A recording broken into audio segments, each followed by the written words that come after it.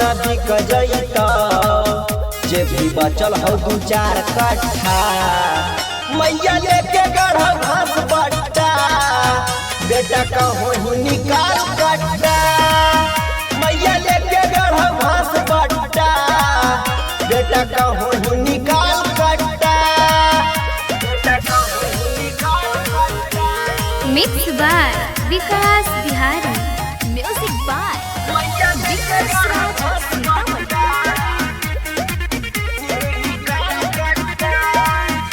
अरे सब दिन तो खैनी बेटा साग भात रे झूठो के फेंको ही बड़ा बड़ा बात रे बेटा सब दिन तो खैले यही मार भात रे झूठो के फेंको ही बड़ा बड़ा बात रे तोर बप्पे दादा कैले खैले अइलो दोसारा के खेत बट्टा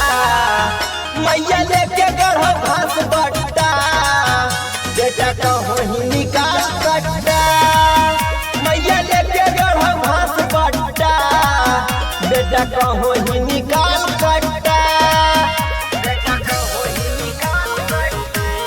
जहरा music recording studio Sheikhpura music by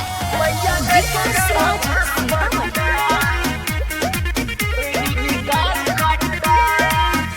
अरे हमरा दिखावे नहीं ज्यादा या कर रे मारब गोली कर घारा चहड़ रे बेटा हमरा दिखावे नहीं ज्यादा या कर रे